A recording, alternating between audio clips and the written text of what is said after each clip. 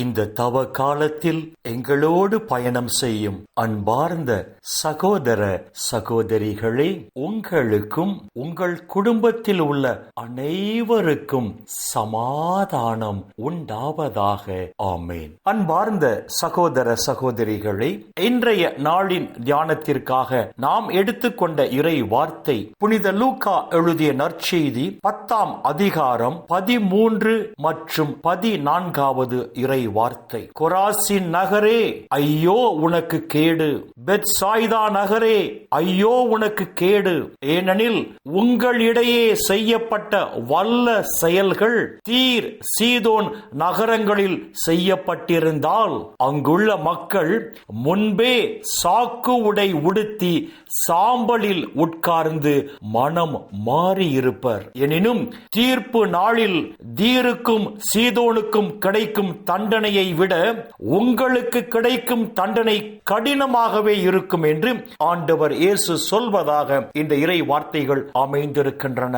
ஆண்டவர் இயேசுவின் வாழ்வு தரும் வார்த்தையை கேட்டும் ஆண்டவருடைய அற்புத செயல்களை கண்ணால் கண்டும் மனம் மாறாமல் கடின உள்ளத்தோடு வாழ்கிற கொராசின் நகர மக்களையும் பெத்சைதா நகர மக்களையும் பார்த்து ஆண்டவர் சொல்லுகிறார், உங்களுக்கு ஐயோ கேடு, தீர்ப்பு நாளில் உங்களுக்கு கிடைக்கும் தண்டனை மிக கடினமானதாக மிக கொடுமையானதாக இருக்கும் என்று ஆண்டவர் கடினமான உள்ளத்தோடு கொராசின் நகர மக்களையும் பெத்சைதா நகர மக்களையும் பார்த்து சொல்வதாக இந்த இறை வார்த்தைகள் அமைந்திருக்கின்றன. புனித பவுல் ரோமையருக்கு எழுதிய திருமுகம் 2ஆம் அதிகாரம் 5ஆம் இறை வார்த்தையில் இவ்வாறு சொல்லுவார், உங்கள் கடின உள்ளம் உங்களை மனம் மாற விடவில்லை, எனவே தீர்ப்பு வெளிப்பட போகும் நாளில் உங்களுக்கு வரப்போகும் தண்டனையை நீங்கள் சேர்த்து வைக்கிறீர்கள் என்று புனித பவுல் அங்கு சொல்லுவார். அன்பார்ந்த சகோதர சகோதரிகளே, இந்த உலகில் மனிதனாக பிறந்து இந்த உலக வாழ்க்கையில் பாடுகளையும் துன்பங்களையும் அனுபவித்த நாம்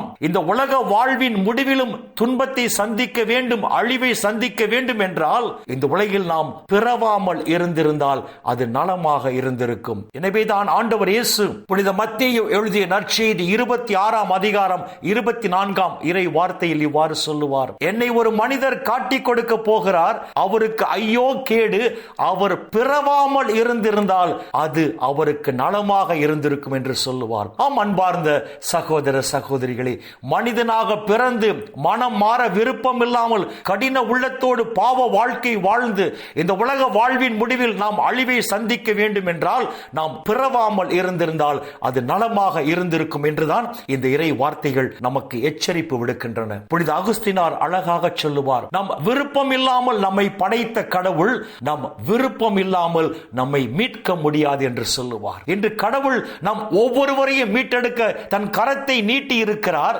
ஆனால் நாம் நம் கரத்தை நீட்டினால் தான் அவரால் நம்மை மீட்டெடுக்க முடியுமே ஒழிய நாம் நம் கரத்தை நீட்டவில்லை என்றால் கடவுளால் நம்மை மீட்டெடுக்க முடியாது. அன்பார்ந்த சகோதர சகோதரிகளே, கடந்த 6 ஆண்டுகளாக நாம் நல்ல கனி தருகிற மரமாக வாழ்வோம் என்று கடவுள் எதிர்பார்த்து காத்திருந்தார். நாம் நல்ல கனி தருகிற மரமாக வாழாததால் கடவுள் நம்மை அழித்துவிட நினைத்தார். ஆனால் ஆண்டவர் இயேசுவின் இரக்கத்தின் நிமித்தம், ஆண்டவர் இயேசுவின் பரிந்துரையின் நிமித்தம் கடவுள் இந்த ஆண்டும் அவரது இரக்கத்தின் காலத்தை நமக்கு கொடுத்திருக்கிறார். எனவே அன்பார்ந்த சகோதர சகோதரிகளே, காலம் தாழ்த்த வேண்டாம், நாட்களை தள்ளி போட வேண்டாம், மனம் மாறுவோம், முழு இதயத்தோடு கடவுளை நோக்கி திரும்புவோம். அப்பொழுது பரலோக பிதா நம் எல்லா குற்றங்களையும் மன்னித்து நம்மை அவருடைய சொந்த பிள்ளைகளாக ஏற்றுக்கொண்டு இந்த உலகிலும் நம்மை ஆசீர்வதிப்பார். இந்த உலக வாழ்வின் முடிவிலும் அந்த நிலை வாழ்வை நமக்கு பரிசாக தருவார். இந்த இறை